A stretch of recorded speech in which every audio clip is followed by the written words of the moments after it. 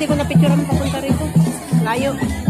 Guys, nanalo na yung friend namin, number 4. Yan, nanalo si Iwa, guys, ng in production. Best in talent, oh, number 4.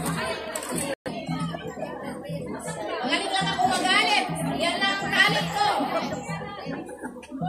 Our best in talent with a total score of 31.6.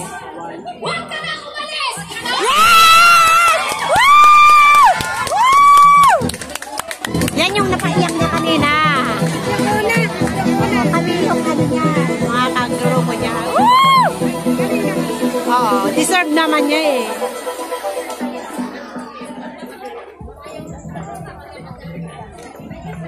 Alright, yan pala ang major natin. Kasi nakikita ko nisip pa yung dalawang bibig ko doon.